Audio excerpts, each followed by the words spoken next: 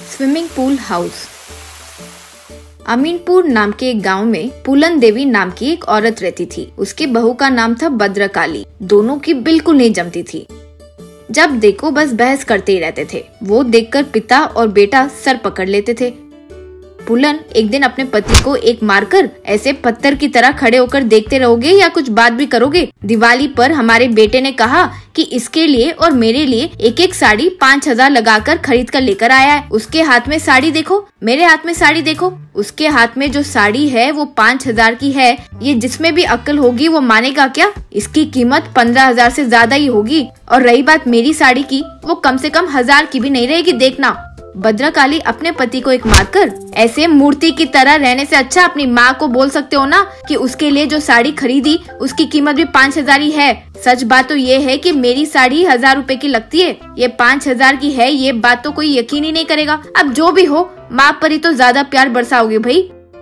हे भगवान, ये क्या लड़ाई है? तुम दोनों के लड़ाई के बीच में हम पिसते जा रहे हैं। तुम दोनों की साड़ी की कीमत 5,000 ही है, मेरा यकीन करो, पिताजी की कसम। पुलन देवी फिर पति को एक मारकर, देखा अपने बेटे की होशियारी। उसकी पत्नी पर कसम नहीं खाई और तुम पर खाई, यानी तुम मर गए तो उसे चलेगा, ये मतलब है उसका। मैं मर गया तो उससे पहले तो मुझे चलेगा। छी, ये बेकार जिंदगी। तुम दोनों को एक दूसरे पर विश्वास नहीं है तो एक दूसरे की साड़ी बदल दो, बस ऐसे हम दोनों की जान मत लो। टाइम 8 बज गया है, भूख लग रही है, खाना दो। क्या 8 बज गए? यानी सास बहू का प्यार वाला सीरियल शुरू होने वाला है। चलो सासू माँ, चलकर देखते हैं।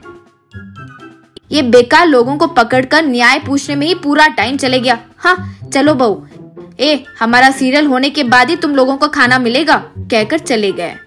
फिर दोनों बैठकर सीरियल देखने लगे। उसमें पूरी तरह मग्न होकर देखते हुए रोने लगे। वो देखकर पिता और बेटा सर पकड़ लिए। पिताजी, रोज इसकी मार मैं बर्दाश्त नहीं कर पा रहा हूँ। ये लोग जितना भी लड़ते हैं मारते हैं, सीरियल के समय दोनों मिल जाते हैं। बाहर जितना वायलेंट रहते हैं, लेकिन सीरियल देखते वक्त आंखों से ऐसे ही आंसू आ जाते हैं। हे भगवान, क्या समझे हम।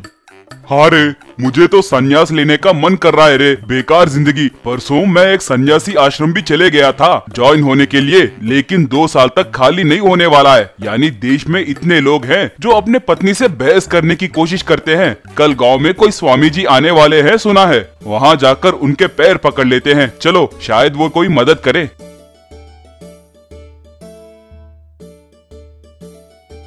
अगले दिन दोनों जाकर स्वामी जी से मिले। उनसे अपने परेशानी के बारे में बताए। मैं मेरा घर और पत्नी को छोड़कर 25 साल हो गए हैं बेटा। तुम जो सीरियल बोल रहे हो वो अब तक चल रहा है तो बहुत आश्चर्य की बात है। बाहर आने के बाद ही खुशी क्या होती है मुझे पहली बार पता चला। तुम्हारी पत्नियां अब तुम्हें ऐसा मैं कुछ करूँगा, कहते हुए हाथ घुमाकर एक मंत्र कहा। उन्हें क्या करना है बताया। फिर सास बहू सोफा पर बैठकर सीरियल देख रहे थे तो पिता चेयर पर, बेटा और बच्चे नीचे जमीन पर बैठे हुए थे। इतने में सास बहू दोनों सीरियल देखते हुए रोना शुरू किए। इससे टीवी में से अचानक पानी आना शुरू हुआ। वो पानी बिना रुके आते ही जा रहा था तो पूरा घर पानी से भीग गया।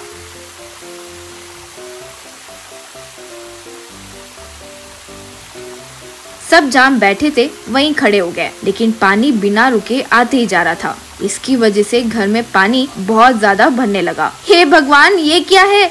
टीवी में से पानी कैसे आ रहा है? पानी से पूरा घर स्विमिंग पूल में बदल गया है। बचाओ बचाओ, ये क्या है? कोई पानी को रोको वरना सब डूबकर मर जाएंगे। हे भगवान बचाओ, यूं रोने लगी।